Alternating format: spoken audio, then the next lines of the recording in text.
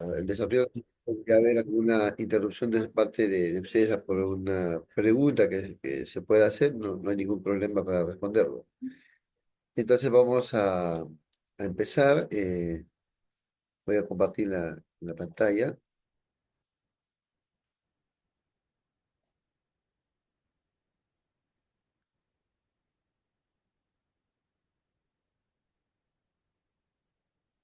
Me confirman, por favor, si se puede visualizar. Ya, pero la factura no me enviaste.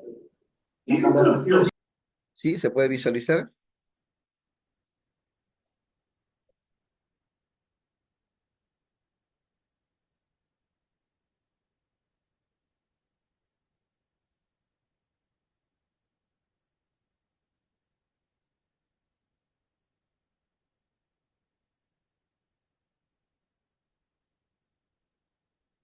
Bien. Entonces vamos a iniciar la exposición el día de hoy. La enfermedad renal crónica es una patología muy frecuente, ha aumentado en los últimos años, sobre todo después de la pandemia, y traduce una enfermedad que el principal factor viene a ser la pérdida de la función renal de manera progresiva, lenta, paulatina, que sin vuelta atrás, es decir, una pérdida permanente. Para que esto se pueda evidenciar, los primeros cambios son básicamente estructurales, los cuales posteriormente van a empezar a mostrarse de manera funcional. Es decir, vamos a ver recién la alteración de la función renal cuando ya se ha dado daño estructural que ya es irreversible. Así que lo primero que va a suceder son daños microscópicos, ¿no? Los cuales van a ir empeorando hasta llegar a tener una función renal alterada que va a manifestar la presencia de diversos síntomas, de diversos signos, con los cuales vamos a nosotros claramente identificar la enfermedad renal. La presencia de anormalidades estructurales en el riñón que comprometan su función de manera sostenida por un periodo mayor de 3 meses es la definición de una enfermedad renal crónica. ¿Cómo se puede evidenciar la enfermedad renal crónica? Como decía, lo primero es evaluar microscópicamente y se va a ver a través de la manifestación de pérdida de proteínas en la orina, la proteinuria. Luego, esto va a ir aumentando hasta que podamos demostrar que empieza a disminuir la tasa de filtración glomerular. ¿Qué significa la tasa de filtración glomerular? Simplemente viene a ser la pérdida de la capacidad que tiene el riñón para poder eliminar las sustancias tóxicas. Tenemos una serie de sustancias. Sucede que a nivel renal existen diversos procesos. La nefrona puede hacer la etapa inicial que puede hacer la filtración. Luego existe una reabsorción, ¿no? Para finalmente tener etapas de secreción. Entonces, como son tres actividades en la nefrona, la mayoría de las sustancias se filtran, se reabsorben y también se secretan. Entonces, el valor final que se pueda encontrar puede traer pues una alteración del valor real de cuánto realmente se ha filtrado.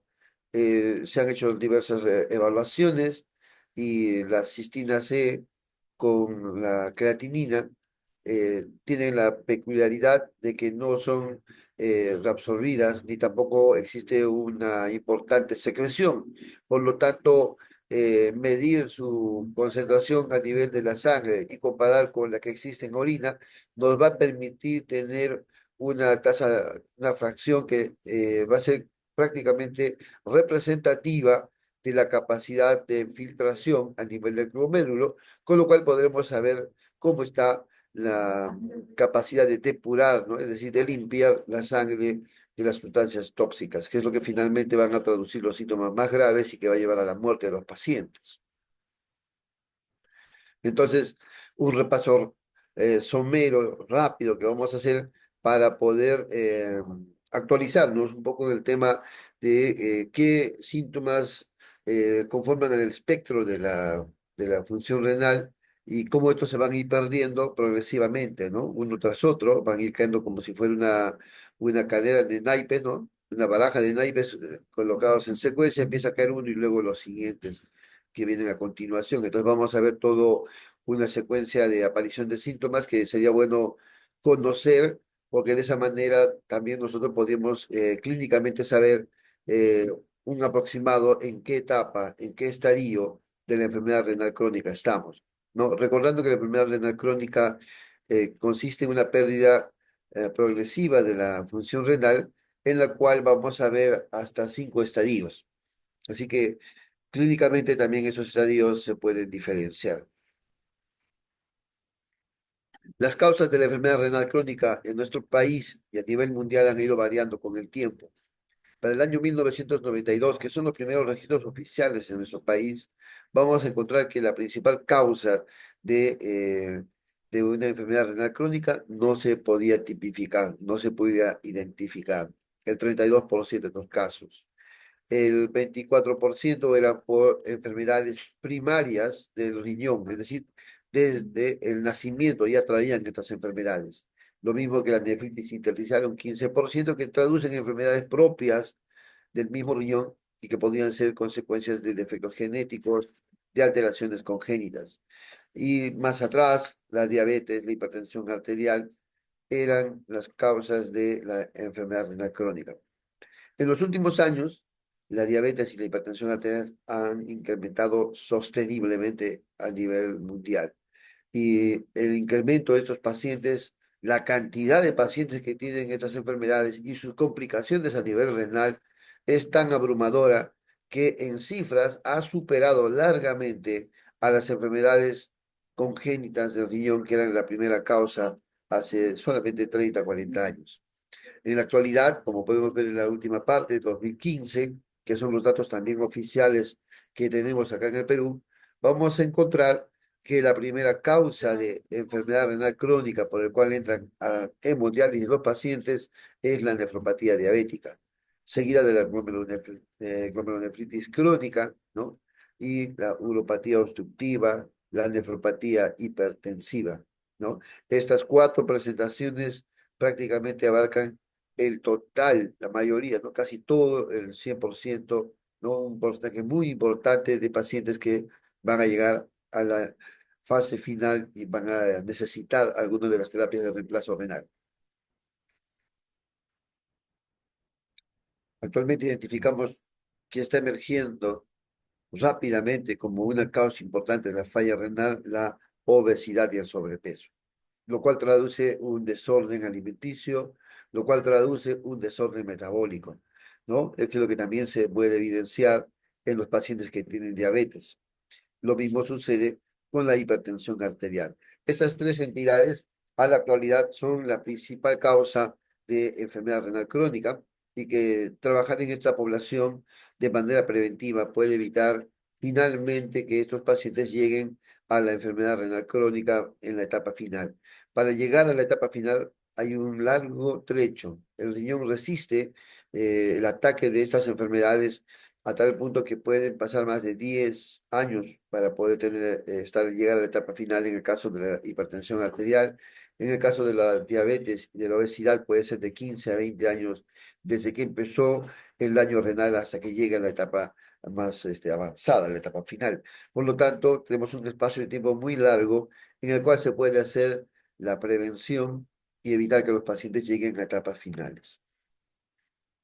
Ahí estamos viendo dentro de la obesidad que tenemos 2 tipos de obesidad, la de forma periférica, que por la similitud a las frutas se ha considerado como la, la obesidad en la cual se aglomera, ¿no? Se aglomera la grasa a nivel de la cadera y del abdomen, ¿no? Por lo tanto, lo que vamos a encontrar es una configuración parecida a una pera. Esta obesidad, digamos, es menos dañina para la parte renal que la obesidad central, ¿no? La obesidad central es aquella obesidad en la que el incremento de peso, la acumulación de tejido graso es a nivel de la parte torácica y la parte abdominal. Entonces, eso va a dar una configuración como si fuera una manzana. Entonces, la configuración, la obesidad en forma de manzana, ¿no? Es una de las principales presentaciones de la obesidad que va a llevar a un daño renal. Entonces, ¿qué es lo que va a suceder en el riñón? ¿No? Esta es la estructura de los dos riñones. ¿No? Una persona puede nacer con un solo riñón, así que puede vivir tranquilamente, sin ningún problema. Los riñones van a envejecer y conforme envejecen, como todos los órganos que envejecen, van perdiendo también su función de acuerdo al envejecimiento. Así que no, es normal ver también la disminución de la capacidad de depuración que tiene el riñón, pero consecuencia del envejecimiento. Se han hecho diversos estudios y se ha encontrado que los riñones, ambos riñones, pueden durar por envejecimiento hasta 140 años. O sea, nosotros tenemos reserva renal para vivir 140 años sin ningún problema. Sin embargo, el envejecimiento acelerado o las enfermedades que ataquen al riñón o que el riñón nazca ya con defectos desde el nacimiento pueden disminuir el tiempo en la cual el riñón pueda cumplir su función de limpiar la sangre de las toxinas. Este, este aceleramiento de la pérdida de la función renal va a variar por la presencia no de uno, pueden haber hasta dos, tres factores simultáneos que pueden acelerar y acortar mucho el tiempo en el cual lo veamos en etapas finales. Es como tener un paciente diabético que a sus 5 años le aparece la hipertensión arterial, que a su vez está con obesidad, ¿no? Y si fuera varón por ahí que empieza a tener problemas con la próstata, que origina obstrucción a la salida de la orina, con esos tres, cuatro factores, todos ellos que dañan al riñón, en lugar de esperar 20 años para ver la falla renal, lo vamos a ver en edades más cortas. Por lo tanto, el cuidado de las enfermedades, de los factores de riesgo, que son enfermedades que afectan al riñón, es prioritario para evitar que lleguen a etapas finales. Entonces, la función renal se va a ver alterada, ¿no? ¿Dónde empieza la alteración? En la unidad funcional que viene a ser el glomérulo, ¿no? Aquí vemos una foto micro, una fotografía micro con a gran aumento, porque esta es una microfotografía.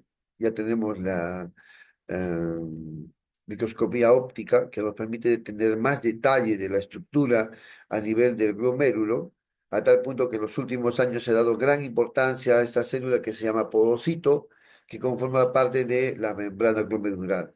Esta célula no era reconocida por el microscopio electrónico y eso traducía pues una serie de confusiones para entender la fisiología renal, pero su descubrimiento, su forma de traducir su funcionamiento normal y sus alteraciones nos han ayudado a entender los diversos cambios que se dan a nivel del glomérulo. Una de las cosas que se va a ver a nivel del glomérulo como inicio de la enfermedad renal es que se va a empezar a perder la característica anatómica del podocito.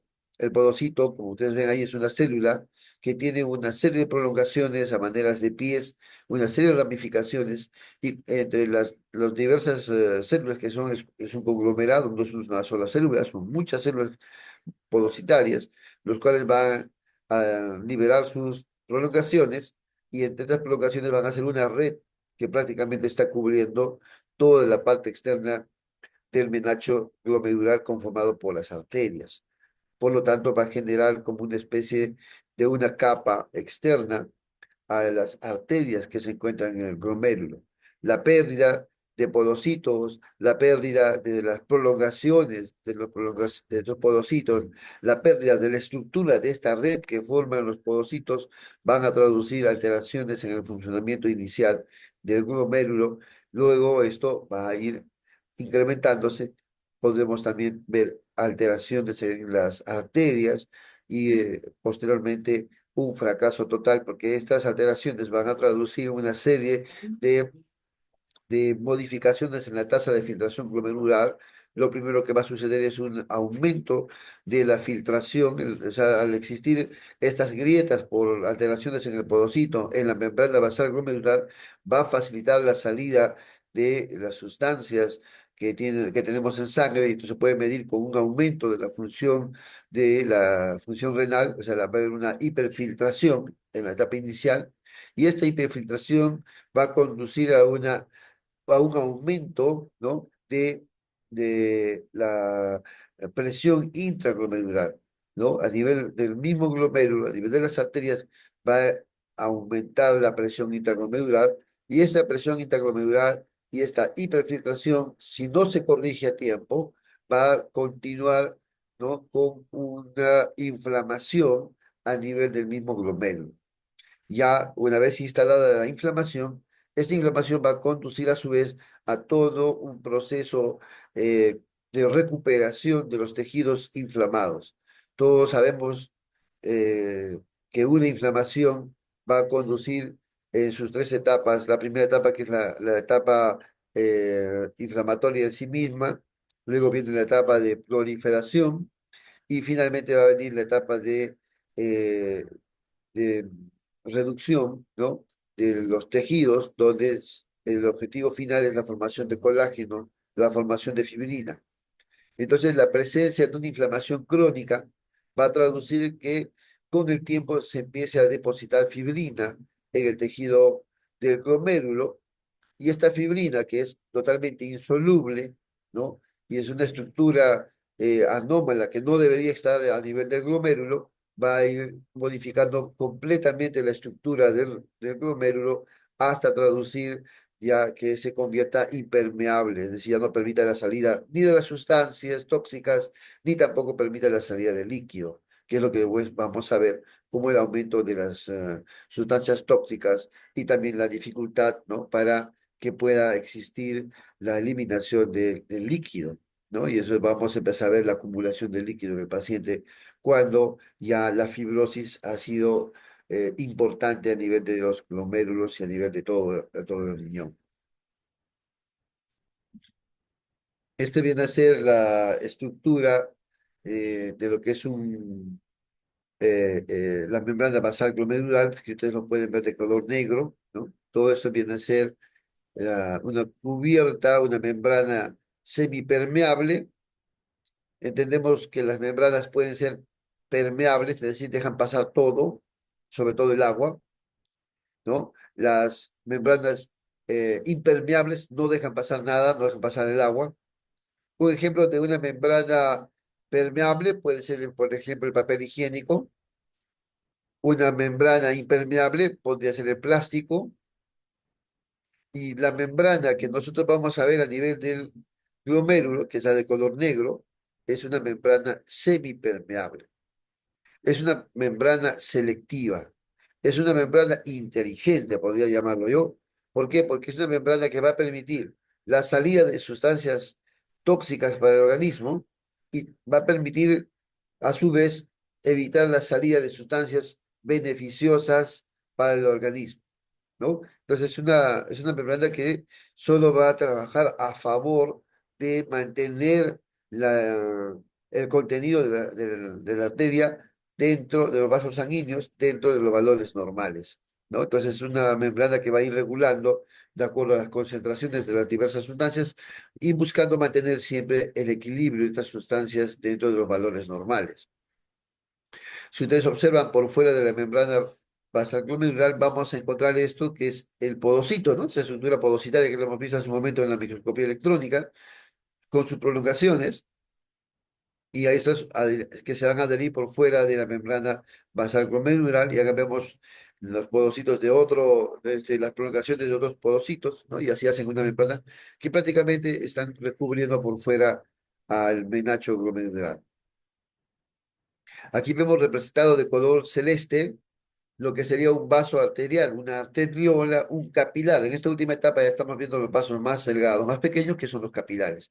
Y la estructura de los capilares es la presencia de esta célula endotelial. O sea, un capilar normal debe tener toda su pared, todo deben ser células endoteliales. Pero cuando llegan a nivel del glomérulo, la mayoría de las células endoteliales van a perder su estructura y se van a adelgazar y vamos a ver cómo solo recubren por dentro ah, como una membrana, ¿no? En este caso se va a conocer como el endotelio fenestrado. Entonces, de esta manera, los capilares del glomérulo van a tener esta estructura que va a facilitar precisamente que el contenido o parte del contenido del capilar que en este caso es la sangre que llega dentro de los vasos sanguíneos, parte de la sangre pueda ser filtrada, es decir, pueda pasar las membranas o estas cubiertas, ¿no? Pasar el endotelio fenestrado, pasar la membrana basal y luego pasar esta red que está conformado por los pies de los podocitos. Entonces, de esa manera, una sustancia podría pasar, ¿no? Desde la parte, desde la parte interna, desde la parte interna hasta el exterior, que viene sería la cápsula de Bowman, donde ahí se va a ir acumulando. Lo primero que pasa es el líquido, ¿no? Es el agua, es parte del plasma, es una purificación del plasma, luego van a pasar las proteínas, van a pasar las toxinas, van a pasar los oligoelementos, ¿no? Entonces, de esta manera se va a tener que la orina es una mezcla de una serie de sustancias, ¿no? En la que el contenido líquido es su principal componente o el mayor componente. Y ahí ya empieza la formación de la orina. Sosteniendo a los capilares y toda la membrana, vamos a encontrar este espacio que viene a ser el mesangio, ¿no? Este es el mesangio, que es la base de sostén del glomérulo, y a nivel del mesangio, lo que vamos a encontrar son una serie de células propias que solamente existen en esa parte del cuerpo, que se van a llamar células mesangiales, ¿no?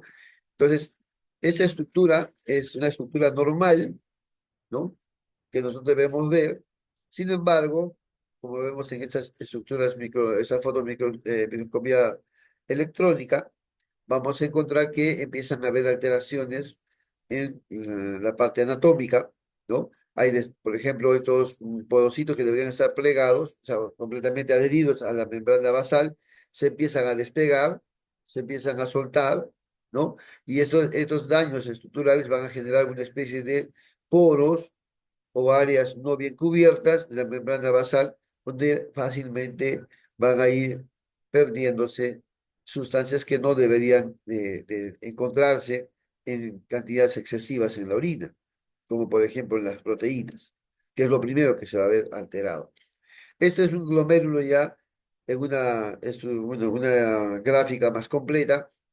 Aquí vamos a encontrar una arteriola aferente, que significa la arteria que permite el ingreso de la sangre al glomérulo. Esta arteriola, una vez que ingresa, da una serie de vueltas y vueltas como si fuera un ovillo de lana y se va diferenciando. Bueno, aquí ustedes pueden ver las células que conforman el endotelio, unas células endoteliales, por eso que esta es una arteriola, está lleno de células endoteliales en toda su pared. Pero conforme se va profundizando al glomérulo, solo van a persistir una célula endotelial y las demás van a aplanarse y van a ser el endotelio fenestrado, ¿no? De esta manera vamos a encontrar una gran cantidad de capilares, ¿no? Donde vamos a encontrar el endotelio fenestrado. Luego vamos a encontrar la membrana basal glomerular, que es la que está aquí cubriendo toda la parte de color negro, ¿no? Por la parte externa, cubriendo todo, esa sería la membrana basal glomerular en su parte visceral, y luego tendremos su prolongación en la parte que corresponde ya a nivel de la parte externa, ¿no? Y este espacio que se encuentra aquí y que continúa hacia arriba ya viene a ser la cápsula de Bowman, y de aquí en adelante vamos a ver ya los túbulos contorneados del riñón. Lo que queda en el centro viene a ser la matriz mesangial, ¿no? El mesangio, y las células que se encuentran a ese nivel son las células mesangiales. Luego vamos a tener la salida de las arteriolas, finalmente van a salir los capilares, van a permitir la salida, nuevamente se reconstituyen y salen como arteriola eferente, ¿no? Eh, la sangre sigue siendo arteria porque aquí no se da el intercambio de gases, ¿no?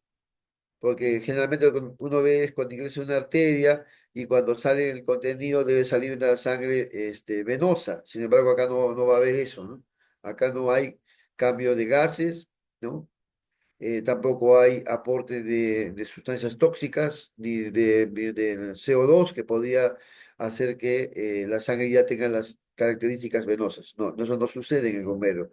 La sangre arterial ingresa y también sale con la misma composición como sangre arterial. Por eso que tenemos arteriola aferente y luego tenemos arteriola eferente, que es la salida de la sangre que ingresó al glomérulo. En esta parte posterior, ¿no? Vamos a encontrar el túbulo contorneado distal, es el mismo túbulo que empezó aquí, solamente que va a discurrir, va a tener su camino con una serie de, como si fuera una manguera que va a estar enrollada, y luego una parte de esa manguera va a volver a pasar cerca del glomérulo, exactamente en esta estructura que está cercana a las arteriolas, y esto viene a ser el túbulo contorneado distal, ¿no? Que tiene la peculiaridad que va a pasar exactamente por esta unión de ambas arterias, ¿no?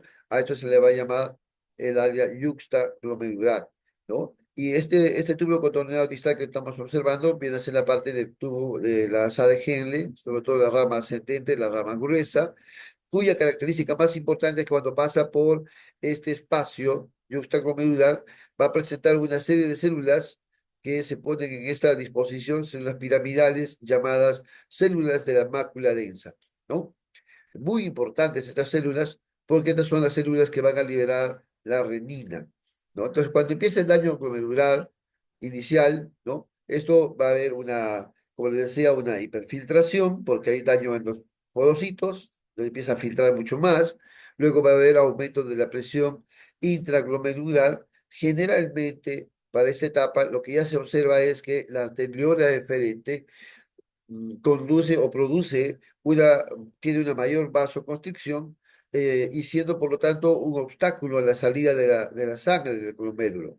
Al presentarse esta característica, lo que va a hacer es que dentro del glomérulo se acumule sangre, más la que va ingresando, esto va a originar el aumento de la presión dentro del glomérulo. Por eso que hablábamos de la hipertensión intraglomerular dentro del glomérulo, ¿no? Con lo cual esto va a originar la inflamación a nivel del mesangio y luego de esto ya empieza todo el desarrollo de una inflamación que va a conducir como resultado final a la formación de fibrosis. Entonces se va a ir acumulando fibrina en el mesangio y también fibrina en los tejidos capilares, las membranas, y entonces esto empieza a desorganizarse completamente y lo que era una membrana semipermeable, vamos a empezar a ver la acumulación de sustancia fibrótica que es impermeable. Entonces, conforme va avanzando el daño, esto se va a convertir en una membrana impermeable que no va a permitir la salida ni de sustancias tóxicas, ni tampoco la salida de líquido, ¿no? Esta otra parte era importante, decía, porque a nivel de la mácula densa, estas células van a liberar la renina, que va a desencadenar todo el mecanismo de la renina, angiotensina, aldosterona, cuyo efecto principal es permitir la eliminación de sodio, ¿no? Porque quiere disminuir la hipertensión arterial. Sin embargo, lo que va a suceder, ¿no? Es que este sistema renina-angiotensina-aldosterona a su vez va a incrementar la presión arterial, ¿no? Va a incrementar la presión arterial. Por eso que muchos pacientes pueden, en el camino de empezar el daño renal, ¿no? Van a empezar a manifestar enfermedad de hipertensión arterial, que ya sería consecuencia, ¿no? De un daño renal. Entonces ya sería una hipertensión de causa renal, ¿no? Ahora, los pacientes que son hipertensos, de inicio de hipertensos que luego van a ir complicando a las presentaciones, ¿no? También van a producir el mismo mecanismo, ¿no? Pero el incremento de la hipertensión aquí va a ser mayor. Entonces, de esa manera vamos a ver cómo a nivel renal se va a ir perdiendo esta primera capacidad, que es la capacidad de filtración, ¿no? Entonces, conforme pasa el tiempo, lo primero fue hiperfiltración, luego reducción de la filtración, por lo tanto también reducción de la orina, ¿no? Y el incremento de la fibrosis va originando colapso de glomérulos, ¿no? Los glomérulos van colapsando y entonces toda esta estructura, que es la estructura tubular, por el mismo hecho que ya no se produce la orina, empieza a atrofiarse, empieza a perder su estructura y las células que se encuentran en la parte del túbulo contorneado distal, ¿no? En esta última parte, células que se encuentran en esta última parte de los túbulos contorneados, donde vamos a encontrar las células principales, las células intersticiales, intercajales. Estas células tienen mucho que ver en la producción de la eritropoyetina, y entonces a ese nivel vamos a tener, ¿no? Conforme va perdiéndose la estructura tubular, vamos a ir perdiendo también la capacidad de producir esta hormona, la hormona de eritropoyetina, la cual tiene que ver con la liberación de los glóbulos rojos en la sangre y por lo tanto tiene que ver con la presencia de hemoglobina sanguínea y esto va a ir traduciendo la aparición de lo que sería la anemia. Entonces, en conclusión, el riñón debe producir la orina y los primeros daños a nivel estructural, lo que va a originar es la pérdida de proteína. Acá podemos ver en esta gráfica una orina normal en la que no hay producción abundante de espuma, que es la forma de observar clínicamente el daño renal. En esta otra vamos a ver cómo hay una mayor cantidad de espuma, significa que se está perdiendo más proteína, ¿no? Y en este vaso estamos observando una cantidad muy alta de proteínas excretadas en esta orina, lo cual traduce un daño mayor. Mientras más proteína esté expulsando, se va a formar una mayor cantidad de espuma en la orina y esto ya nos está hablando de un daño ya avanzado en la parte renal, ¿no? Entonces, lo primero que se observa son estos cambios. La mayoría de las personas no se dan cuenta, no lo perciben como un daño, porque no causa dolor, no causa incapacidad, así que va a ir pasando mucho tiempo, se van a acostumbrar a ver que forman espuma, solo se van a alarmar cuando forman grandes cantidades de espuma que pueden incluso llenar la taza del baño lleno de espuma, entonces ahí les llama la atención tanta formación y recién acuden a la búsqueda de la evaluación nefrológica en la que ya nosotros estamos encontrando en un paciente con daño renal ya muy avanzado, porque eso ya se ve en las etapas avanzadas. Entonces ya cuando la enfermedad renal ha progresado y existe daño a nivel tubular, vamos a empezar a ver que se empieza a disminuir la producción de la eritropoyetina, ¿no? La eritropoyetina es una hormona que va a liberar el riñón cuando existe disminución de oxígeno en la sangre, es decir, cuando hay hipoxemia, ¿no? Al existir hipoxemia, el riñón empieza a liberar la hormona con la finalidad de ¿qué?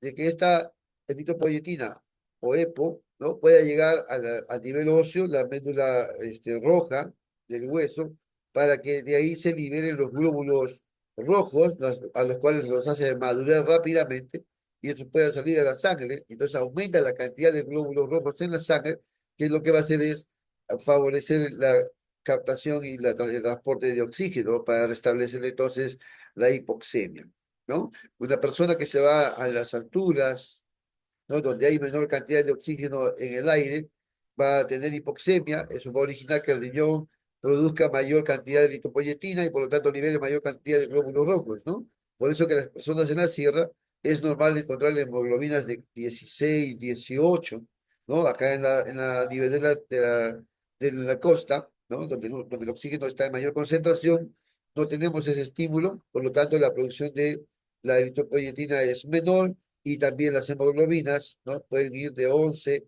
hasta 12, 13, 14 para considerarlas normales. Pero una persona que tiene falla renal, ¿no? Que tiene pérdida de la función renal, va perdiendo esta capacidad de producir la eritropoyetina y entonces va a producir, está aún estando en la costa, donde existe buena cantidad de concentración de oxígeno, ahí lo que vamos a encontrar es presencia de anemia y la causa va a ser porque no hay producción de eritropoyetina. Estas otras funciones del riñón también se van a ir perdiendo, ¿no? La de mantener el medio interno en balance estable, es decir, como no se eliminan los ácidos, estos ácidos van quedando en la sangre y vamos a ver una sangre ácida, que viene a ser en este caso, se va a traducir en el análisis de gases, perdón, como una acidosis metabólica, donde vamos a encontrar la disminución del bicarbonato de sodio. Entonces, parte del medio interno también constituye el contenido líquido y también las diversas sustancias que deben existir en proporciones mínimas, ¿no? Para el normal funcionamiento de las células. Aquí vamos a tener al sodio, al potasio, calcio, magnesio, fósforo, hidrógeno.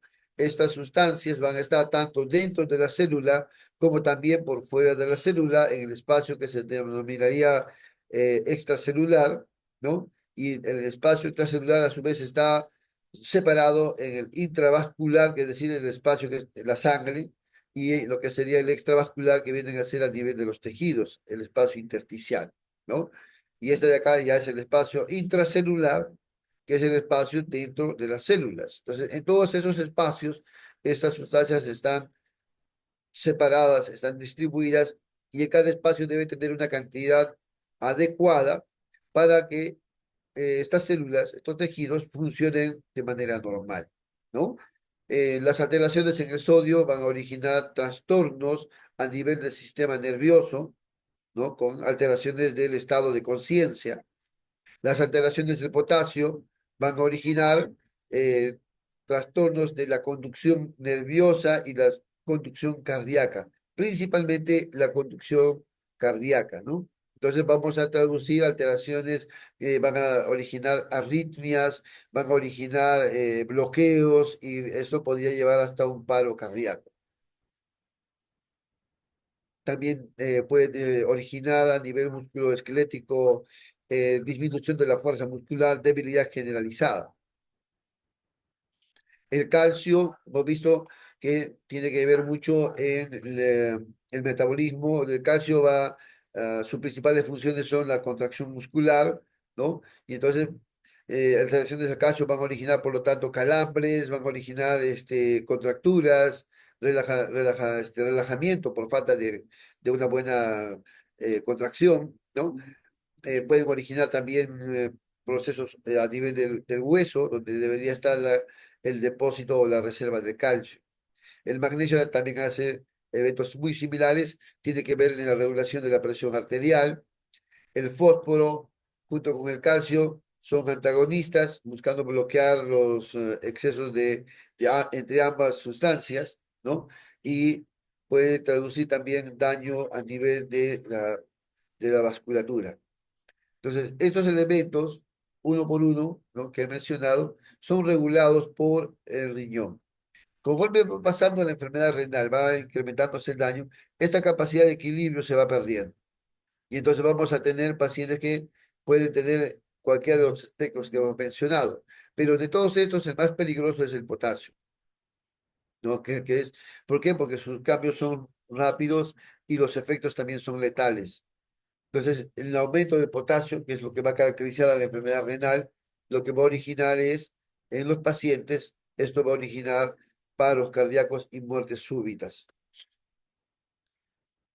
Otra función importante a nivel renal es el metabolismo de la vitamina D. En este caso, la vitamina D se va a poder, eh, digamos, activar cuando llegue a nivel renal, ¿no? Y esta vitamina D, que en este caso se conoce como calcitriol, ¿no? Va a actuar para que se mantenga la cantidad de calcio en la sangre de forma normal. Y esto lo va a lograr haciendo que se reabsorba en el intestino, haciendo que se reabsorba el calcio que se está perdiendo en la orina, ¿no? Y también que su disminución va a impedir esta reabsorción, o, ¿no? Tanto a nivel intestinal como a nivel renal, y esto va a disminuir la concentración de calcio en la sangre.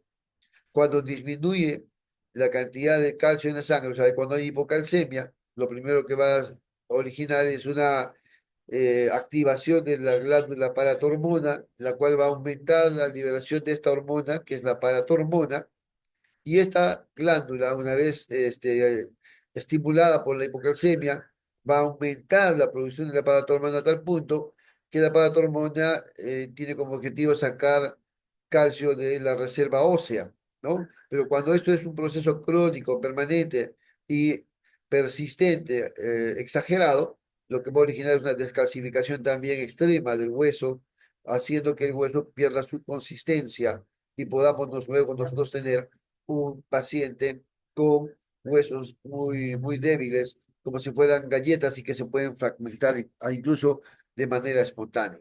Entonces, esas son las otras consecuencias de la alteración de la enfermedad renal y que eso van a traducir también síntomas en las etapas finales.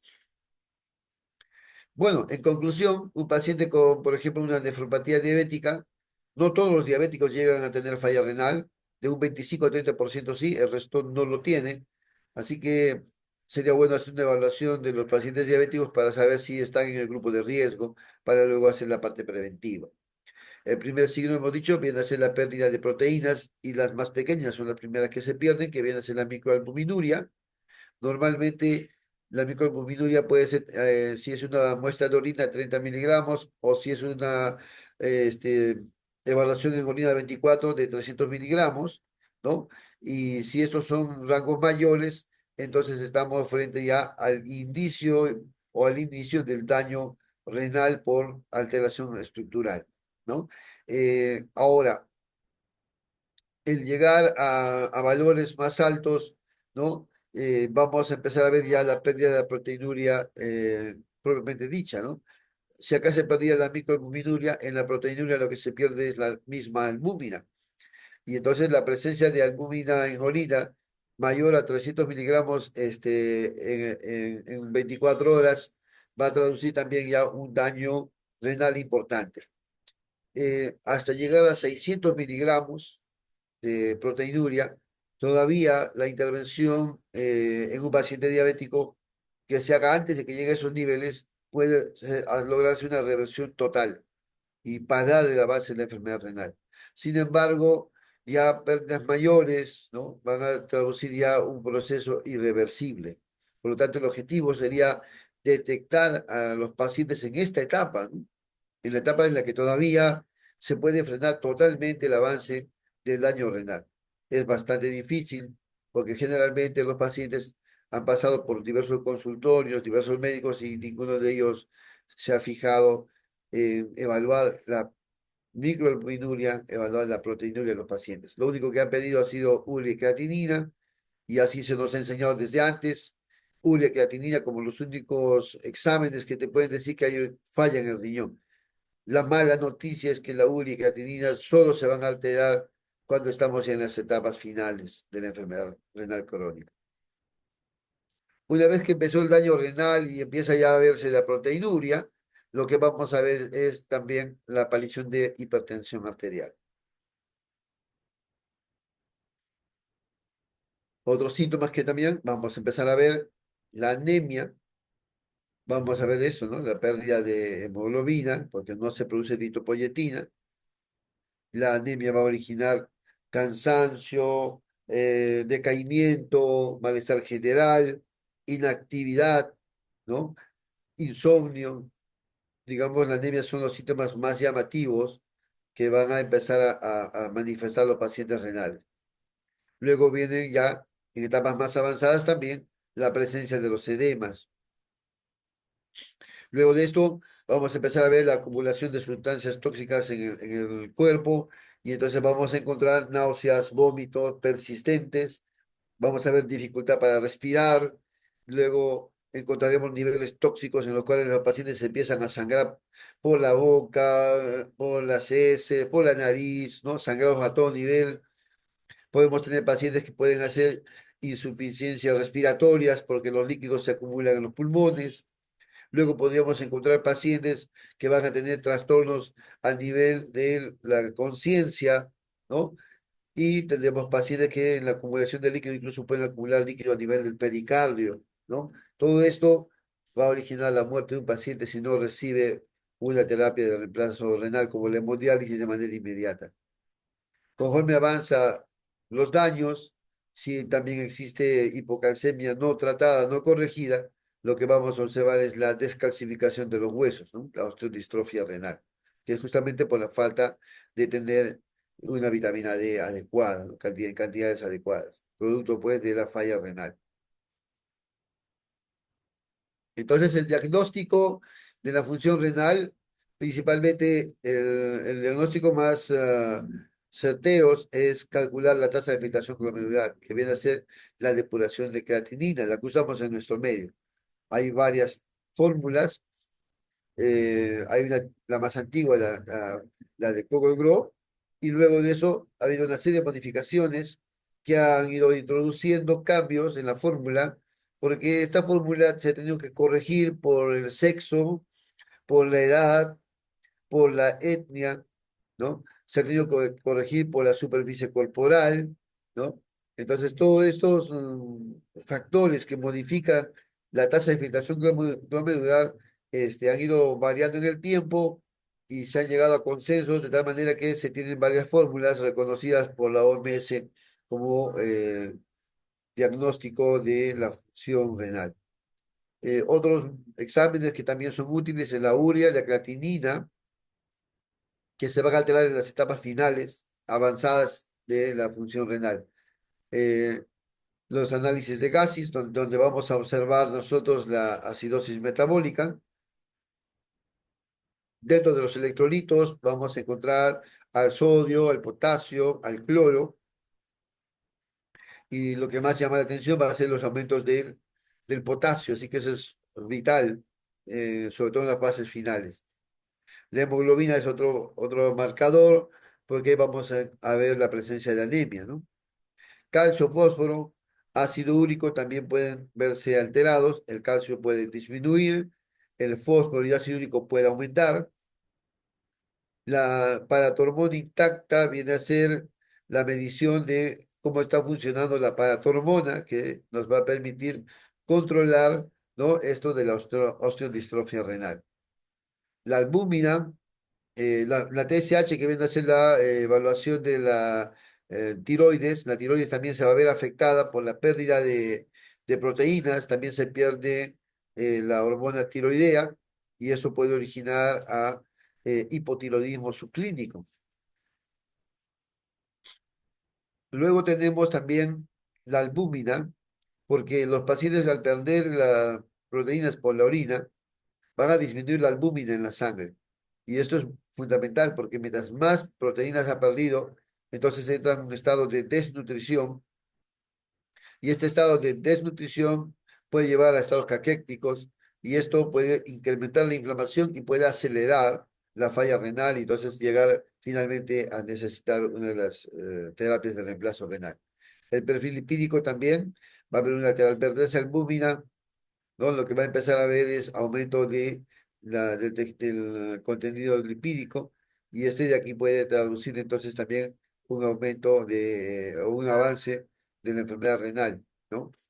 Contrariamente a lo que uno piensa, los pacientes que en esta etapa tienen las grasas altas, ¿no?, comparados a aquellos pacientes que llegan a esta misma etapa pero con grasas bajas, los pacientes con grasas altas más bien tienen mayor supervivencia que aquellos que tienen contenido graso disminuido.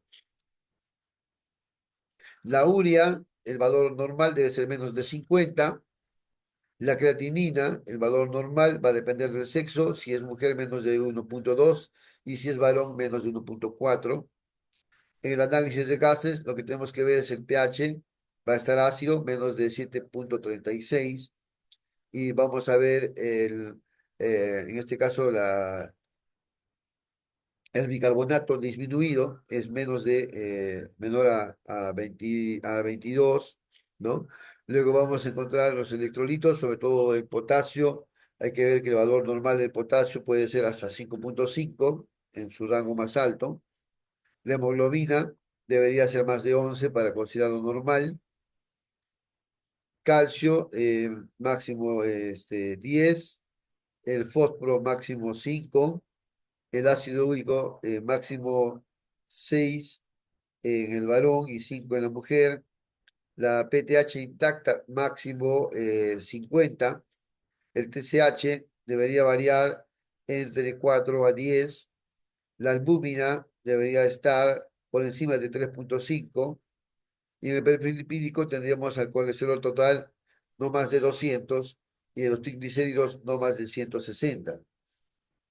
En el examen completo de orina, que es otro de los estudios que también se necesitan, eh, bueno, el examen de orina puede estar alterado ya cuando tenemos falla renal, en la que se va a ver leucocitos, hematíes, cristales, ¿no? Ya en una etapa avanzada. En las etapas iniciales, lo único que se podría encontrar sería la presencia de proteínas.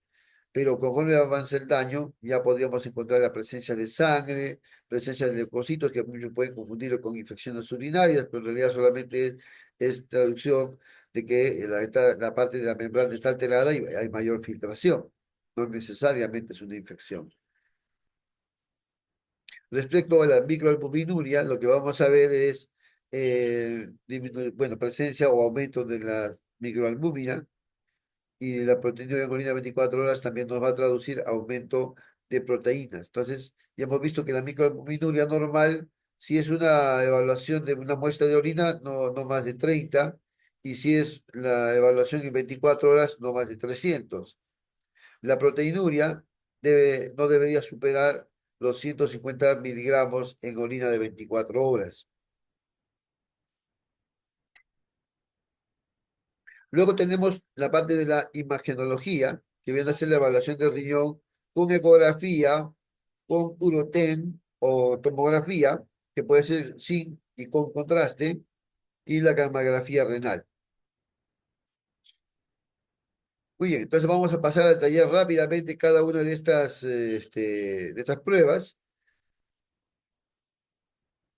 Entonces empezamos ahora con la tasa de filtración glomerular. Como ustedes pueden ver, el cálculo de esta tasa, la ecuación más antigua es la ecuación de Colgor, y esta nos va a permitir medir la función glomerular en mililitros por minuto.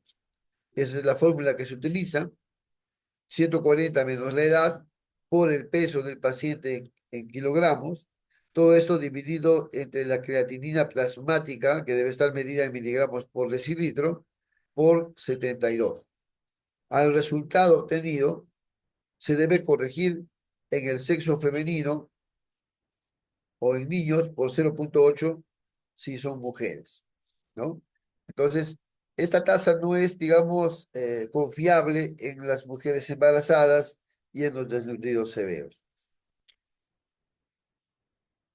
Posteriormente se ha ido dando cambio digamos, fórmulas, como les decía, porque se han ingresado las características en cuanto a la edad, el sexo, la etnia, ¿no? La superficie corporal, y los diversos criterios que han ido variando, ¿no? Han ido variando las fórmulas disponibles.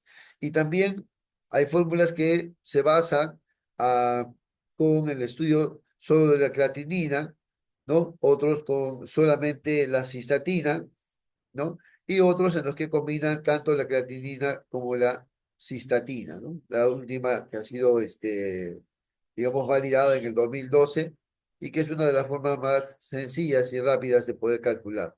Entonces, tenemos la CAEPI del 2009, el MDR del 1999 y las modificaciones del CAEPI del 2012, ¿no? Según el marcador que se tiene. Bueno, en realidad cualquiera de las fórmulas sirve para estimar la tasa de filtración glomerular. La única diferencia es que la tasa de filtración glomerular, pues, con la fórmula de Koch-Grove, tiene un rango de error que puede ir de 5 a 10 mililitros por minuto, ¿no? Es decir, no es tan precisa, me acerca el valor real del paciente, pero no es precisa por el rango alto que tiene de variabilidad. Y de las fórmulas que luego se han desarrollado, el MDR es más preciso, un rango más de 3 a 5, ¿no? Y el CAPI es más cercano porque los rangos de variación son menores a 3 puntos. Entonces, de todas estas, digamos, las que mejor se acercan a la tasa de filtración glomerular sería el CAEPI del 2012.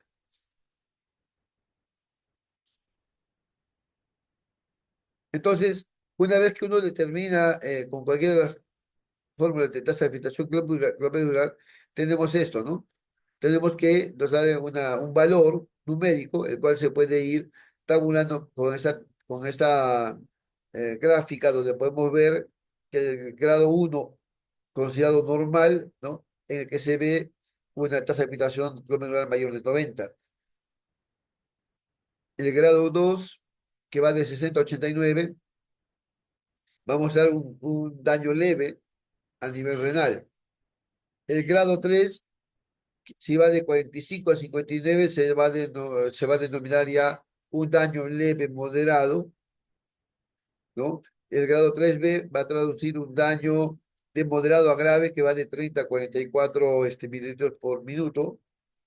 El estadio 4 ya nos habla de un daño importante, severo de la función renal, que va de 15 a 29 mililitros por minuto. Sin embargo, las disminuciones menores a 15 mililitros por minuto nos habla ya de lo que sería la falla renal, es el estadio 5, estadio en el cual ya la capacidad del riñón está tan disminuida que las toxinas se van a acumular a niveles tóxicos eh, que ya el organismo no puede tolerar y esto puede originar la muerte del paciente. Ahora, podemos observar aquí también, en base a la presencia de la pérdida de proteínas en la orina, ¿no? Se va a denominar a uno cuando la pérdida es normal o hay un aumento leve. El estadio A2 cuando el aumento es moderado. Y de A3 cuando el aumento ya es grave, ¿no? Que es lo que va a caracterizar entonces al daño renal. Entonces vamos a encontrar que las últimas etapas son las etapas más complejas. Entonces en el estadio uno normal, en el estadio leve, lo único que vamos a encontrar va a ser microalbuminuria. En el estadio 3, lo que vamos a encontrar ya es daño en el que va a aumentar la pérdida de proteína, ya va a ser de rango moderado, y aquí es donde ya empieza a aparecer la anemia. En el grado 4, donde ya hay mayor deterioro, ya empieza a haber la retención de líquido, ¿no? Ya empieza a haber edemas. Y en el estadio 5 bueno, aparte de los edemas, perdón, en el estadio 4, también ya empezamos a ver la retención del potasio, ¿no? Y en el estadio 5 ya vemos la enfermedad en todo su esplendor, en el cual todos los síntomas de todos los daños van a ser notorios, ¿no? En cuanto a la anatomía ecográfica, ya ahora pasamos a imagenología, vamos a encontrar que la ecografía es una de las primeras herramientas que uno va a utilizar para evaluar al riñón y esta se va a caracterizar porque el acúmulo o el daño o la pérdida de glomérulos, ¿no?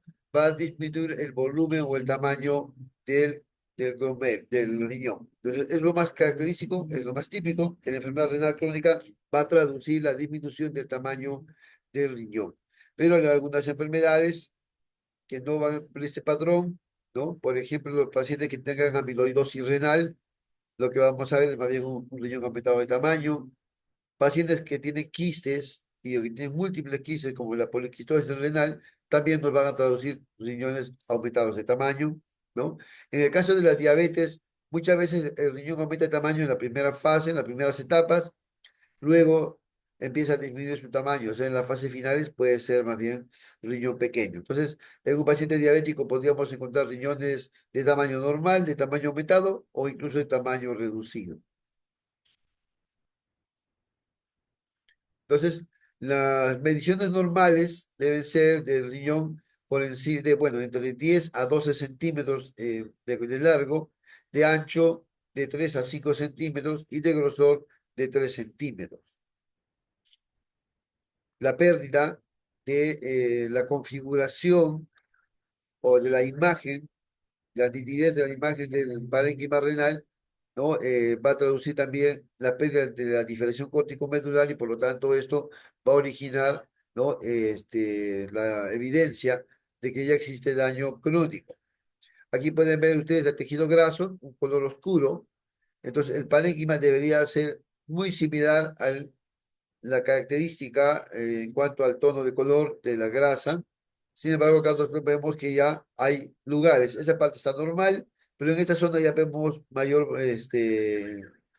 palidez, ¿no? Lo cual traduce ya la acumulación de lo que sería la parte fibrótica, y entonces ya va perdiendo, ¿no? En esta imagen inferior prácticamente no vemos lo mismo que arriba, ¿no? Ya no se ve la parte oscura, más bien se ve todo ya más de color plomo, ¿no?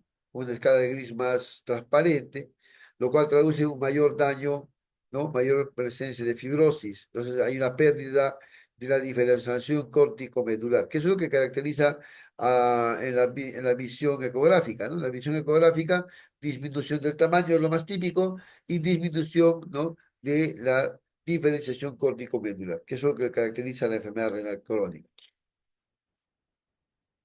A nivel del seno renal vamos a encontrar las arterias, las venas y también la vía urinaria que viene a ser el uréter. Entonces, en algunos casos, el uréter puede estar aumentado de tamaño, así que eso puede traducir diversas presentaciones, ¿no? Lo normal es que esta parte central, que es el seno renal, no debería observarse nada, solamente una pequeña línea, ¿no? Como ustedes van a ver en estas imágenes, ven acá, se ve esto sería el seno renal, ¿no? Seno renal, no hay más que una imagen. Aquí también vemos el seno renal, entonces no vemos más que una imagen que es hiperecogénica, ¿no? Entonces el seno renal debería verse hiperecogénico, pero si ahí aparecen imágenes hipotogénicas o anecogénicas, lo que vamos a ver es esto, ¿no? Y eso de acá ya viene a ser es una gráfica de lo que sería la vía urinaria, ¿no? Acá vamos a encontrar las cálices menores, cálices mayores, la pelvis renal y su continuación ya sería el uréter. Entonces ya vemos acá la dilatación de lo que es la vía urinaria. Pero en niños esto puede confundirse, porque si uno pone el Doppler aquí, eso se va a pintar, lo cual significa que esto no es la vía urinaria, sino es una arteria. Como hemos visto que a nivel del seno renal, no solamente está la vía urinaria, sino que también se encuentran los vasos y también la vía urinaria. Entonces, en los niños, generalmente los vasos son más grandes que la vía urinaria. Conforme va creciendo el riñón, también aumenta el tamaño de la vía urinaria y la parte de los vasos va disminuyendo su tamaño. Por lo tanto, hay un equilibrio conforme va creciendo. Entonces, en algunas etapas, podríamos encontrar en el seno renal, estamos hablando de niños menores de 1 año, podemos encontrar esta imagen y eso no necesariamente representa la obstrucción o la dilatación de la vía urinaria, ¿no? Podría ser también una visualización de un vaso sanguíneo del seno renal, así que la única forma de diferenciarlo es con el doble, ¿no? Entonces, si esto es vaso sanguíneo, no habría ningún problema, es desarrollo normal, habría que hacer seguimientos. Y si esto fue a vía urinaria, es decir, no se va a observar que se pinte, sino va a quedar tal como está al momento que se pone el doble, entonces eso va a significar dilatación de la vía urinaria, es decir, la presencia de la hidronefrosis, ¿no? Hidronefrosis es esto, ¿no? La dilatación. Entonces, lo normal viene a ser esta parte en la que vemos el uréter delgado y la estructura normal de lo que sería la pelvis renal y las cálices. Entonces, cuando hay hidronefrosis, generalmente traduce una obstrucción al avance de la orina y por encima de la obstrucción lo que vamos a ver es dilatación de la vía urinaria. Entonces, esto es una hidronefrosis. En la ecografía se puede visualizar de esta forma, ¿no? Una hidronefrosis, que puede ser leve, moderada y severa. Acá estamos viendo una hidronefrosis también, y se hace el seguimiento, vemos el uréter proximal, y luego a nivel haciendo seguimiento en el abdomen, vemos que todavía sigue dilatado el uréter medio, y cuando llegamos a la parte baja donde está la vejiga, también podemos ver que el uréter está todavía dilatado, ¿no? Entonces todo el uréter está dilatado, hidronefrosis. Y acá se puede ver la causa, ¿no? En la desembocadura del uréter en la vejiga se ha clavado este cálculo y no deja pasar la orina. Por lo tanto, esto está acumulándose y está causando dilatación de la vía urinaria por encima de la obstrucción, ¿no? Entonces, las obstrucciones, bueno, pueden ser congénitas o por el cálculo o por una sustancia externa, un componente externo que pueda comprimir la vía urinaria. Así que cuando vemos nefrosis tenemos que ver por qué. En el caso de los varones, muchas veces la causa más importante viene a ser la próstata, ¿no? Bueno, acá se puede ver, esta es la ecografía de una mujer, adelante está el útero y atrás está la vejiga, ¿no? En un corte eh, transversal, ¿no? En este corte, pero este corte transversal, este es un corte eh, anteroposterior, ¿no? Y este es el corte transversal, en el que lo que vemos es más bien la vejiga por encima del útero, ¿no? En un corte anteroposterior vemos adelante el útero y la vejiga por detrás.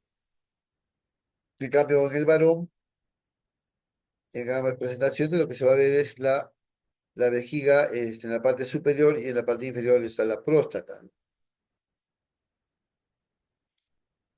La uretra, que también va a variar en su longitud respecto al sexo, si es masculino o femenino, ¿no? Que puede traducir. O sea, aquí podemos ver la evaluación de la vejiga premiccional, es decir, antes que orine, luego se manda a orinar y se observa si esto ha eliminado totalmente. Si no hay ningún problema, debería haber una retención menor al 10%, ¿no?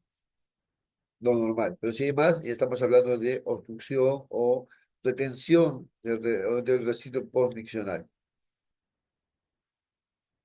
Aquí se está aplicando, por ejemplo, Doppler y se puede observar cómo pinta esa parte que parecía hidronefrosis, ¿no? Entonces, cuando uno observa esto, entonces es un vaso sanguíneo, por lo tanto, eso nos quita el diagnóstico de hidronefrosis, ¿no? Bueno, eso es la etapa premiccional y esta es la etapa postmiccional de la vejiga, ¿no? Y le decíamos que teníamos que ver que para que no exista obstrucción, esto tiene que ser menos del 10% de residuo postmiccional.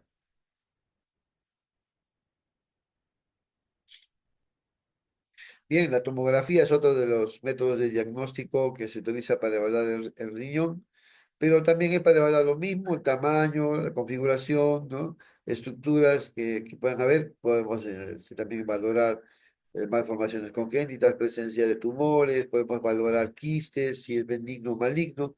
Así que esto nos va a ayudar bastante en la tomografía, más conocida como UROTEN, tomografía de los riñones.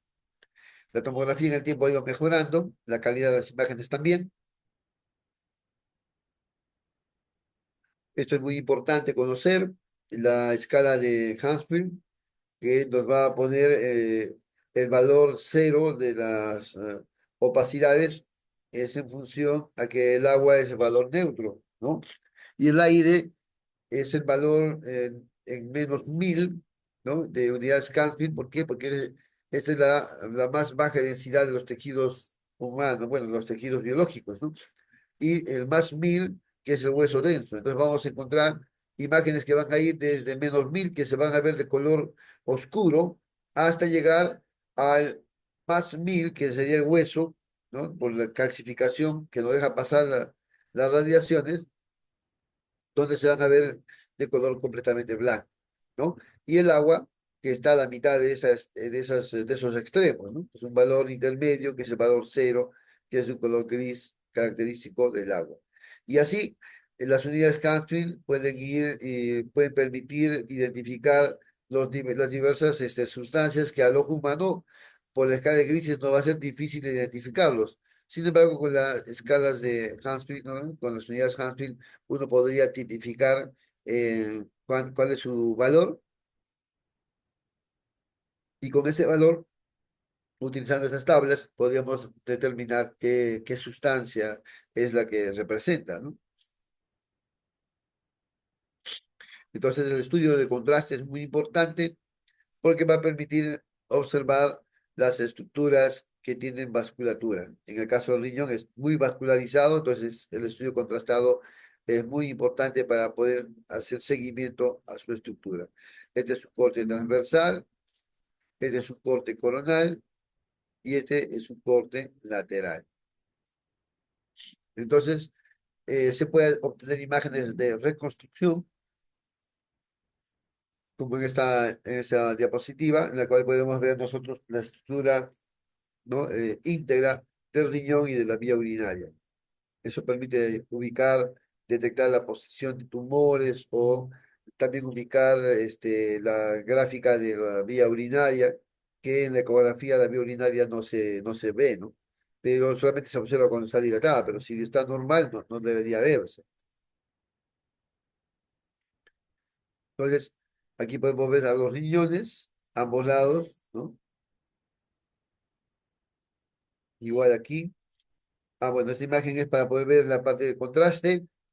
Aquí ha empezado a aplicarse contraste al paciente, se está empezando a pintar los riñones. Aquí ya los riñones han estado completamente graficados y parte del contraste ya está empezando a ser eliminado, que sería la fase final del UROT, ¿no? Ha habido un error acá en en la posición de las vistas. Esta es la primera parte, fase córtico-medular. Esta es la segunda parte en la que completamente el riñón ya se ha teñido, que es la fase nefrográfica. Y la última fase es cuando ya el contraste ya está siendo eliminado por la vía urinaria, que es la fase excretora, ¿no? Entonces, tenemos tres fases del gluten, ¿no? La córtico-medular, la nefrográfica y luego la parte excretora. Cuando se usa el contraste, antes el contraste originaba daño renal, hoy en ese tiempo se utilizan contrastes que son no iónicos, isosmolares, ¿no? Y que prácticamente no hacen daño renal como los contrastes de años pasados. Pero sin embargo ha quedado el aprendizaje de que el contraste daña el riñón y por lo tanto siempre se debe hacer alguna medida de nephroprotección cuando los valores de la creatinina están elevados, por encima de 1,5. Entonces, los centros de diagnóstico, ¿no? Donde se hacen las tomografías, generalmente no quieren hacer una tomografía a un paciente que tiene creatinina por encima de 1,5. Y ahí se valora, ¿no? Como les digo, ya no hay ese daño por contraste, es muy raro. Entonces, pero por protocolo, para evitar el daño del contraste a nivel renal, sería originar una hiperfiltración y para eso lo que se hace es administrar cloruro, ¿no? Se puede aumentar, si el paciente orina sin problemas, se le puede poner hasta 1 litro de cloruro antes de que le coloquen el contraste y luego que le hicieron el estudio contrastado, aplicarle otro litro más para poder limpiar, ¿no? La función renal pueda mantenerse. En el caso de que tenga producción de orina disminuida, ¿no? En esos casos, ya, o que tiene retención de líquido, o la función renal está muy, muy disminuida, entonces la cantidad de líquido que se le va a aplicar al paciente debe ser menor, ¿no? Puede ser medio litro antes y medio litro después de haberse colocado el medio contraste. Eh, ¿Qué otras medidas más se pueden hacer? En realidad, la más importante es la aplicación de cloruro, pero también algunos protocolos pueden incluir la aplicación de acetilcisteína, ¿no? En algunos casos incluso la aplicación de bicarbonato, que en realidad no ha demostrado mayor beneficio que solo aplicar el cloruro. Entonces aquí ustedes van a encontrar una tomografía sin contraste y otra con contraste. ¿Cuál es la diferencia?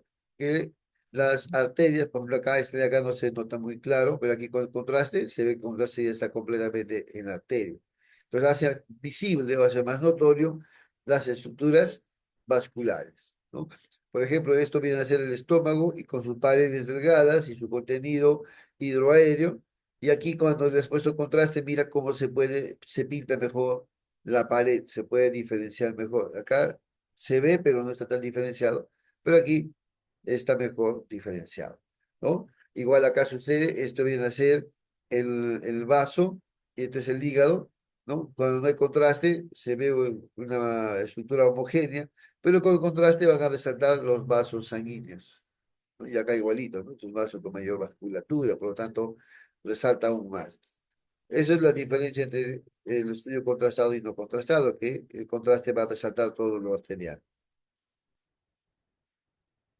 Entonces, el Urotec con contraste va a tener su fase, pues desde acá no hay contraste, es una tomografía simple, y cuando se coloca el contraste, lo primero que se grafica es la corteza, ¿no? Por eso es que esta parte se llama córtico medular. De la corteza hacia la médula va a empezar que se tiña. Y acá ya cubre completamente al riñón. Cuando estás en esta fase, ya es la fase nefrográfica, ya está graficando al nefrón, al riñón. Y la última fase, tercera fase, ya viene a ser la fase excretora, cuando ya, en este caso, el contraste ya se está eliminando, ya no hay en el riñón y ha pasado casi todo a la vía urinaria. Entonces, estas diversas fases nos permiten hacer y reconocer diversos tumores, por ejemplo, el tumor de células claras. Esta es su forma basal en una tomografía sin contraste, solo se ve el riñón con una masa, no hay mayor diferencia. En este otro, el tumor cromófobo también se ve al riñón con una masa. La parte papilar también se ve igual al riñón con un crecimiento, una masa aquí. Entonces no sabemos qué tipo de tumor es, así que por la forma y el comportamiento en las diversas fases podríamos nosotros hacer una aproximación por su comportamiento. La córtico medular que dura 35 segundos, los primeros 35 segundos, ¿no? En el caso de células claras se pinta completamente el tumor. Aquí también se pinta todo el riñón, pero el tumor no sobresalta, ¿no? Y aquí, en esta otra, en el capilar, el riñón se grafica, pero el tumor no capta contraste, ¿no? Entonces tenemos el tumor que, ni bien empieza el medio contrastado, capta también bastante contraste, uno que capta menos y el que ya no capta nada. En la fase nefrográfica, vamos a ver que también mantiene la captación del contraste para las células claras, en el tumor cromófobo, no hay mayor aumento del medio contraste, más bien está disminuyendo ya respecto a la primera, ¿no? Y en la de tipo papilar no hay ninguna variación. En la fase excretora, ¿no? Se puede ver cómo las células claras se están limpiando, en el cromófobo también se va limpiando, y en el papilar, bueno, es lo mismo, ¿no? Pero en ningún momento la papilar ha captado el medio de contraste. Entonces, de esa manera, uno podría ver si estamos frente a un tumor de células claras, tumor cromófobo o tumor papilar, de acuerdo al comportamiento de cómo se va comportando la masa respecto al contraste, ¿no? Entonces, con eso podríamos tener una aproximación. Entonces, la fase nefrográfica va entre 1 minuto a 2 minutos y la fase excretora ya cuando pasaron 3 minutos. En esta tomografía ya el contraste se encuentra donde se encuentra a nivel de la vía urinaria. Entonces estamos en la fase excretora y podemos ver que este es un riñón normal, pero este riñón ya no es normal, está aumentado de tamaño y no ha pasado el contraste, se ha quedado aquí, ¿no? Y acá puedes ver toda esta fase está dilatada, entonces hidronefrosis, y en esta hidronefrosis ya es un daño severo, no permite ya el pasaje del contraste, o sea, ya este riñón prácticamente no está funcionando, ¿no? Entonces ya sería un riñón excluido.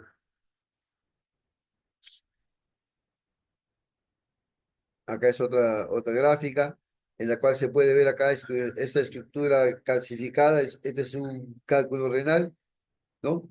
Y en cambio, del otro lado, no existe esa estructura, esa imagen, lo que significa que el contraste está pasando normal. Con eso se observa y se puede identificar la posición del cálculo. Bueno, entonces la reconstrucción de la imagen que se logra hacer con la inyección del medio de contraste en dos fases, ¿no? Manteniendo la diferencia de los minutos entre uno y otro aplicación, se puede lograr esta gráfica completa de la vía urinaria, ¿no? El último estudio es la camografía renal, ¿no? La camografía renal ya es la medicina nuclear que permite aplicación de sustancias radiopacas, perdón, radioisotópicas, es decir, que emiten radiación y entonces uno puede evaluar el avance de estas partículas a nivel renal, ¿no? Entonces tenemos varias modalidades, lo importante es que a través de esta presentación lo que vamos a ver nosotros es qué cosa, vamos a observar cómo la sustancia radioisotópica pasa por el riñón, ¿no? Entonces, cuando hay una enfermedad del riñón, se ha perdido la enfermedad glomerular, entonces esto ya no logra pasar, ¿no? Se queda. Y entonces eso nos va a permitir ver a nosotros deterioro de la función renal. En cuanto al tratamiento, va a depender de la fase. Las primeras fases son básicamente preventivas y corrección de los defectos renales. Cuando estamos en falla renal, que es la última etapa, ya se debe hacer una de las terapias de reemplazo renal, ¿no? Y de las terapias de reemplazo renal tenemos tres, en realidad buscamos un riñón artificial, Puede ser trasplante renal, hemodiálisis o diálisis peritoneal, ¿no? Cualquiera de las tres es intercambiable, el paciente puede pasar de una a otra terapia.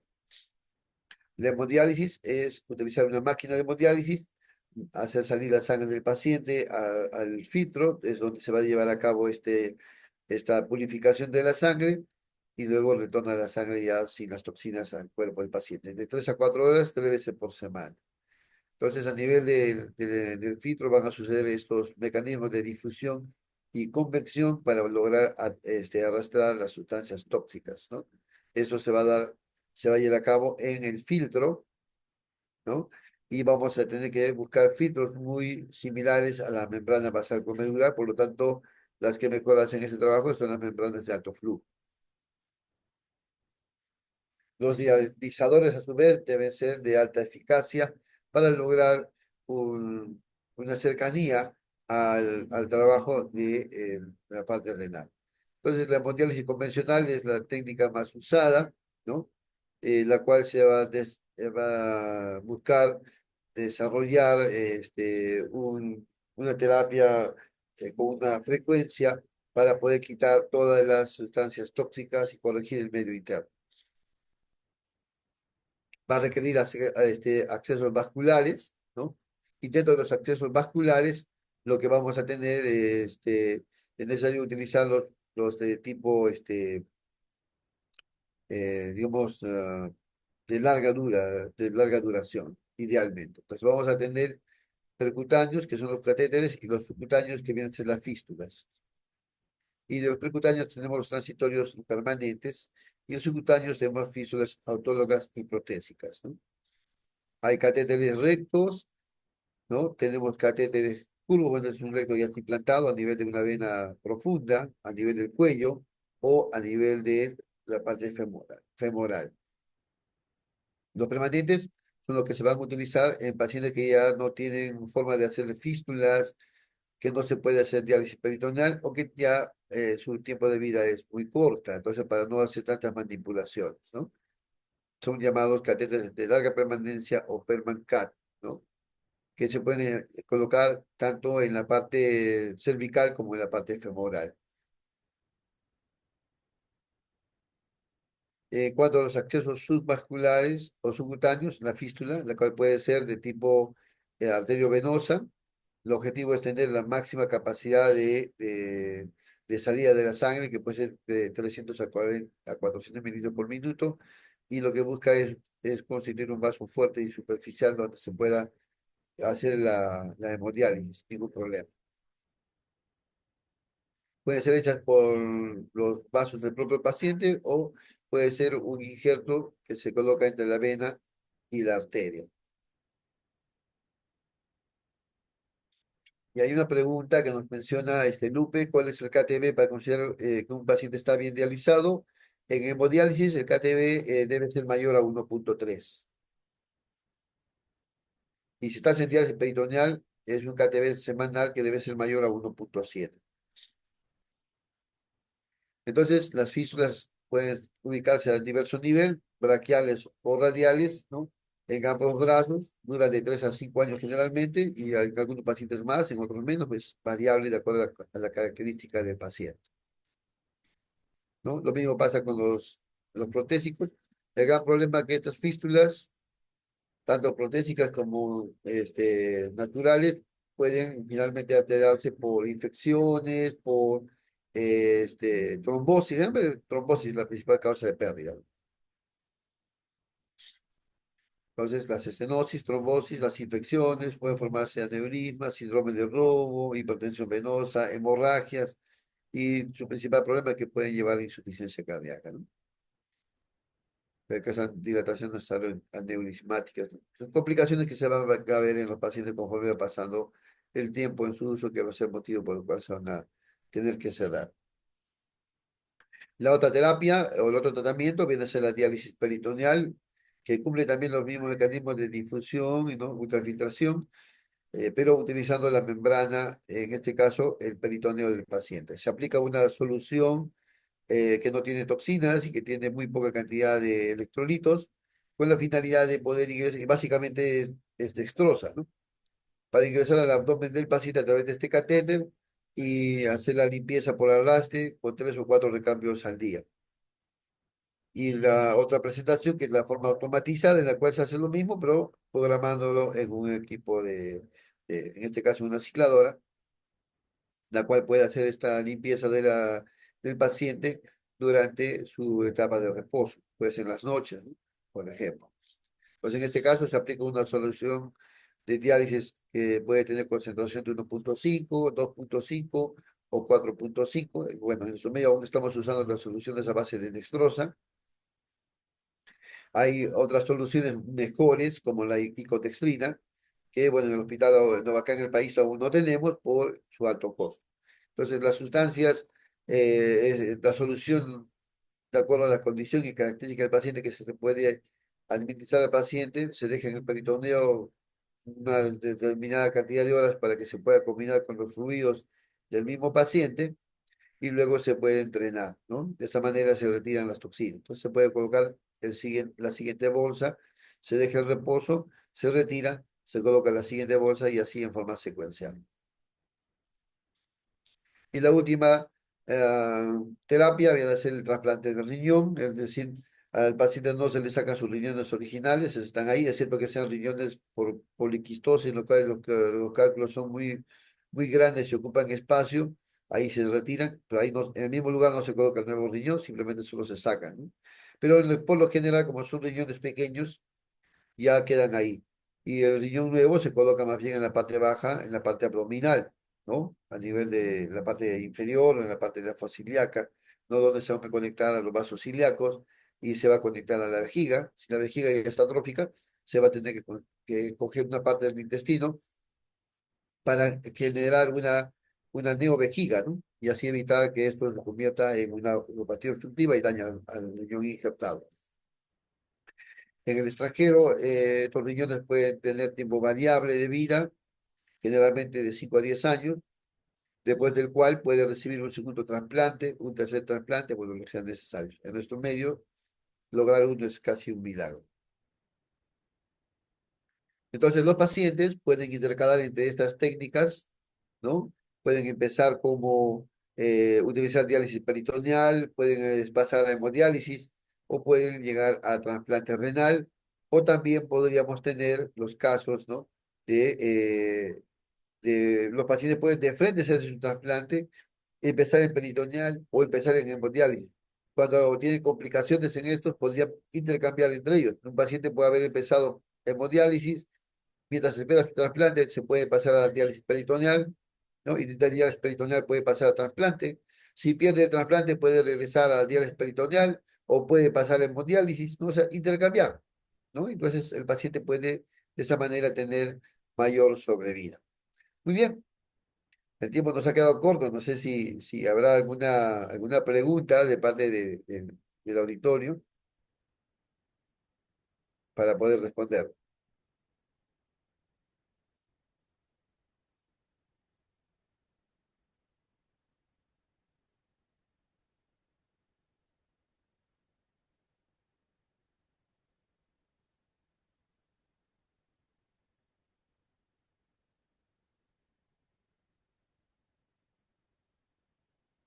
Ya, en el caso de Ana Lucía me pregunta los estudios que se pueden hacer en el primer nivel de atención. Bueno, en realidad, como les comenté hoy, los exámenes para evaluar la función renal son exámenes básicos, ¿no? O sea, sí se pueden hacer en el nivel primario de atención. Ecografía, todos los centros de atención primaria tienen ecografía y tienen un laboratorio básico, ¿no? Entonces, pero lo que sí sería importante es precisar qué exámenes voy a utilizar. Si es un paciente, por ejemplo, diabético, que su diabetes está descontrolada, ya tiene 2, 3 años con la enfermedad de la diabetes, pedirle urea creatinina de repente no me va a servir porque me va a salir normal. Lo que a mí me va a servir en ese paciente va a ser primero pedirle qué cosa, pedirle una microalbuminuria, que eso también se puede hacer en los niveles primarios, no es tan difícil de hacer. Una proteinuria en 24 horas, ¿no? ¿Por qué? Porque son los primeros cambios. Entonces, eso se puede pedir en los pacientes que están empezando los primeros años. Ahora, yo tengo un diabético que tiene 10 años, 12 años ya con la enfermedad, 20 años con la enfermedad. A ese paciente, de repente, la urea y creatinina sí me va a ayudar, porque ya con ese tiempo de enfermedad, si es de los pacientes que van a tener daño renal, entonces ahí sí podría encontrar alterado la urea y creatinina. Pero también debería pedirle su microalbuminuria, su proteinuria, ¿no? Le podría pedir ya hemoglobina, porque para ese tiempo ya el paciente podría estar haciendo también anemia.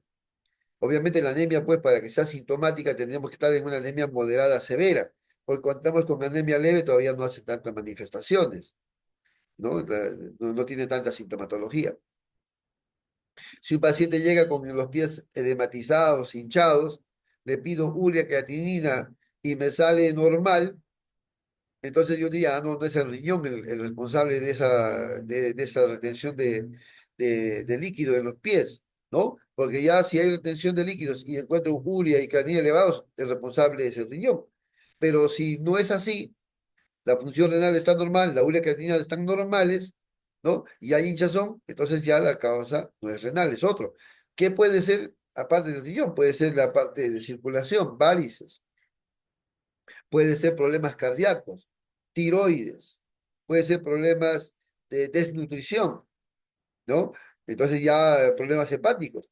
Pues estamos hablando de otras enfermedades que también pueden simular, ¿no? Una enfermedad renal, así que no siempre el hinchazón es de los riñones. Entonces, digamos, los exámenes básicos, con eso podemos avanzar. Ecografía, ya hemos visto, generalmente riñones pequeños, con pérdida de diferenciación córtico-medular, pero si es un diabético, en el diabético, bueno, no siempre voy a encontrar riñones pequeños. Puede ser anormal y hasta aumentado de tamaño. Así que lo que más me ayuda en un paciente que es diabético es la diferenciación córtico-medular. Y así, ¿no? Entonces, esos son los exámenes, digamos, básicos que sí se pueden hacer a nivel primario.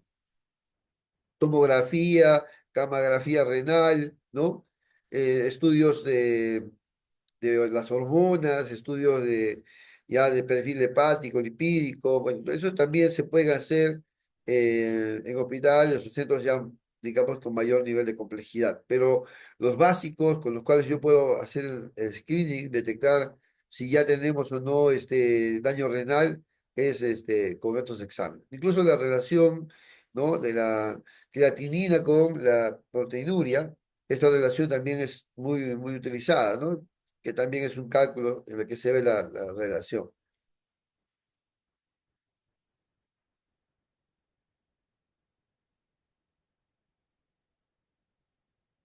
Ah, y acá me dice, a ver, ¿en qué caso,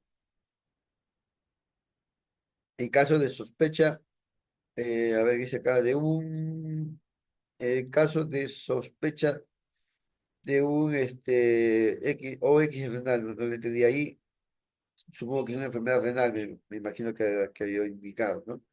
Y en todo paciente diabético renal se debería sacar una tasa de filtración, claro, sí, por supuesto, se debería calcular.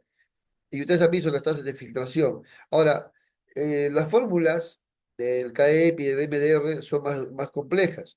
Sin embargo, es fácil entrar ahora por internet, ya las fórmulas están colgadas en el internet. Entonces, por ejemplo, pueden entrar a la página de la Sociedad Española, la Sociedad Nefrológica de España, ¿no? En esta Sociedad Nefrológica de España, en su página principal, están las fórmulas. Todas las fórmulas de cálculo de la función renal están. Y el KEPI es el último de su relación. Ahí pueden buscar y es más fácil utilizar esa porque solo tienen que saber la creatinina y la edad del paciente, ¿no? Y luego en la misma fórmula le va a pedir escoger si es varón o mujer, ¿no? Y le va a pedir si es de raza blanca o de raza negra, solamente para marcar, y eso uno viendo al paciente sabe qué raza tiene, sabe qué sexo es, y solamente necesitamos tener el valor de la creatinina, pues la edad también la podemos obtener. Así que acá es más fácil con tener el resultado de creatinina y los demás datos clínicos, uno puede ingresar los datos y te va a arrojar la tasa de filtración glomerular. Y es, digamos, la más exacta de todas. Y se debe sacar a todo paciente diabético, sí, porque hemos visto que en las primeras etapas, cuando empieza el daño renal, hay más bien hiperfiltración, o sea, la tasa de filtración está por encima de 90, por encima de 100, está aumentado. Ya, me dice semiológicamente el tipo de edema en un paciente renal como es. Bueno, es un edema blando, ¿no? Eh, no hay mucha resistencia. Cuando es hipotiroidismo, el edema es duro. Cuando es desnutrición o hipoalbuminemia, el edema es pues mucho más blando todavía, ¿no? Prácticamente uno coloca el dedo y el dedo se hunde rápidamente, ¿no? Entonces sí, es un edema blando. O sea, de todas maneras, se va a formar el edema, vas a formar el hundimiento que se va a llamar fovea, ¿no? Generalmente lo que uno hace es presionar durante un minuto, no es solamente como si fuera una palta, ¿no? Uno toca suavemente y ve que se hunde o no se hunde.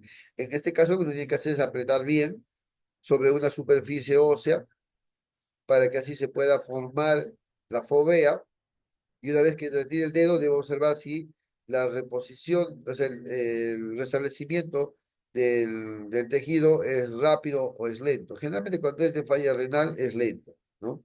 Entonces deja la huella ahí y demora pues hasta un minuto en que vuelva a su forma habitual, ¿no?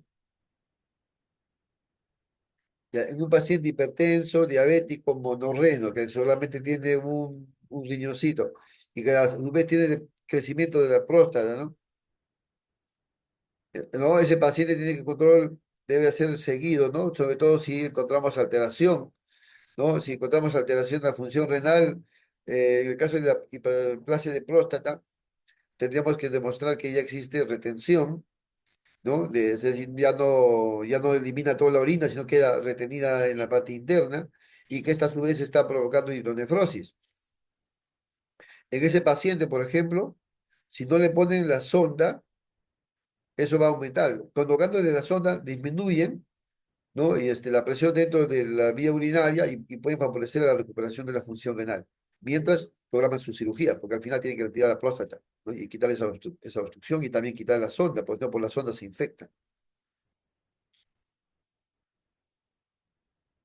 Ah, interesante esta pregunta de Lupe si el edema es matutino. Ya, eso es decir que cuando amanece con los pies hinchados. Precisamente esa es una de las características de la enfermedad renal. Porque si bien es cierto hay hinchazón, el hinchazón puede aparecer en la mañana, puede aparecer en la tarde o en la noche. Entonces, cuando es en la tarde-noche es por circulación, puede ser por varices o por un problema cardíaco. Sin embargo, el edema renal generalmente se va a dar en los párpados, ¿ya? Y también en los tobillos. Generalmente en esas zonas son donde son más manifiestos.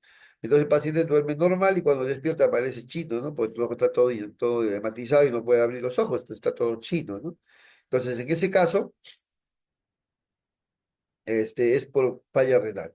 Pero si amanece con los ojos normales, todo eso, y en la noche más bien sí se le está ya llenando los párpados, se le están hinchando. Pero generalmente cuando es cardíaco, lo primero que se le hincha son los tobillos, ¿no? Y es en el transcurso de las horas, en el día, ¿no? Si es también cardiovascular, o sea, es decir, varices, también va a suceder algo muy parecido. Los hinchazones se van a dar durante la tarde, la noche, se echa a dormir y cuando amanece, amanece sin edemas. Entonces, esos son de origen cardiovascular.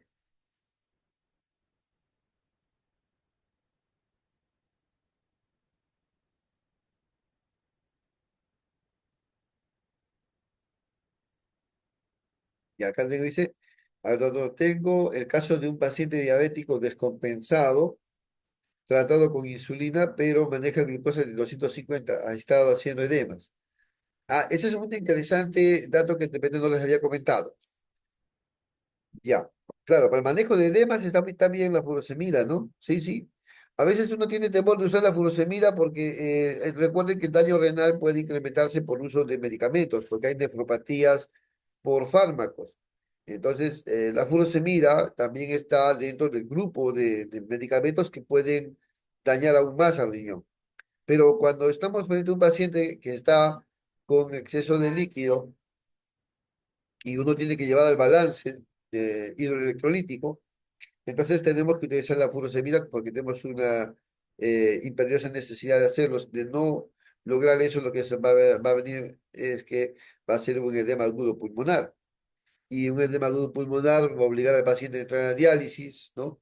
O podría originar la muerte del paciente si la diálisis no se hace de inmediato. Entonces, frente a ese peligro, el uso de la furosemida está correcto, ¿no? Hay que hacerlo.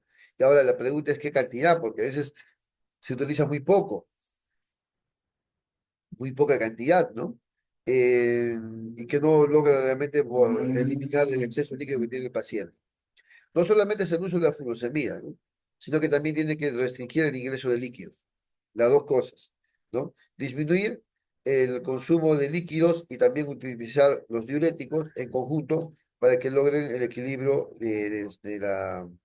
del volumen excesivo que tiene el paciente. ¿Se puede dar diario? Sí, se puede dar diario.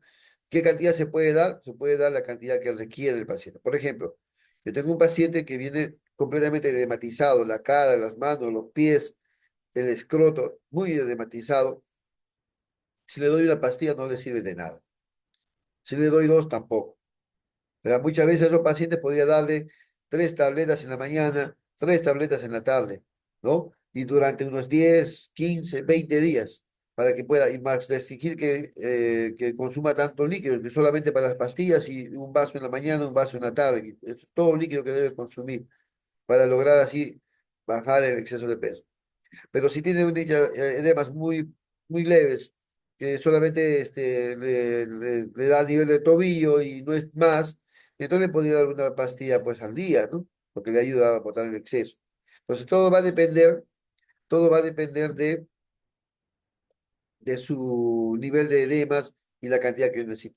Hay algo muy interesante respecto a la furosemida, ¿no? Muchos de los médicos se asustan cuando el paciente no orina, sobre todo cuando está en UCI, ¿no? Cuando ya tiene otras complicaciones, y entonces ven que el riñón no está orinando y un poco que se aceleran y dicen, no, antes que haya un taponamiento renal hay que darle furosemida y forzar al riñón. En realidad lo que tiene que hacer antes de usar la furosemida es porque el riñón está dejando de producir la orina, buscar la causa y corregir esa causa. No forzar con la furosemida, porque cuando estamos en esa etapa y no se corrige la causa, usar la furosemida puede empeorar todo, ¿no? Lo que me interesaba de su comentario, decía, era el tema del uso de insulina. Los pacientes que entran en enfermedad renal crónica en la última fase, generalmente la mayoría de ellos van a hacer hipoglicemia porque ya no bota la insulina por el riñón, ya no se elimina, queda adentro y da vuelta y hace hipoglicemias persistentes, ¿no? Incluso ya no deberían tomar pastillas porque las pastillas van a durar mucho más tiempo y el paciente también hace hipoglicemia, viene cada rato y no sale de la hipoglicemia. Entonces, eso es ya en las etapas avanzadas. La mayoría, no todos. Hay un grupo de pacientes que va a requerir que le coloquen un poco de insulina para controlar su diabetes en la etapa ya final. Pero la mayoría de los pacientes ya no requieren tratamiento para la diabetes porque prácticamente se han curado de la diabetes, pero le ha destrozado los riñones. Solo un grupo pequeño de pacientes diabéticos que ya están con falla renal terminal por el hecho de que sigan haciendo hiperglicemia, van a necesitar un aporte de insulina, pero ya en dosis muy pequeñas, bajas, solo para regular, ¿no?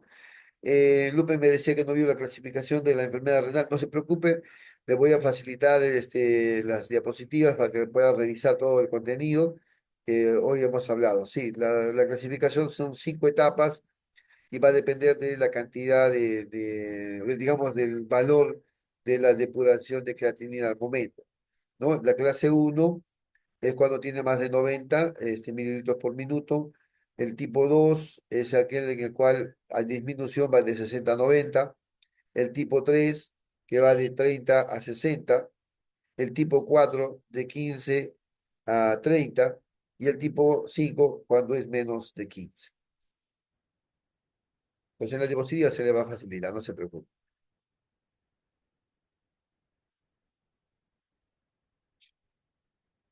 Muy bien. No sé si ya habrá más consultas.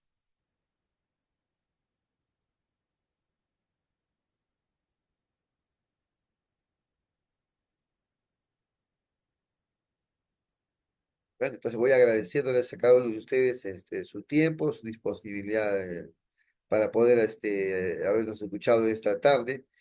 Y bueno, cualquier cosa estamos a su servicio. Dios les bendiga y aprovecho, de repente no nos vemos ya. Feliz Navidad y un venturoso próximo 2025. Que todo nos vaya bien a todos. Muchas gracias. Hasta luego. Dios les bendiga.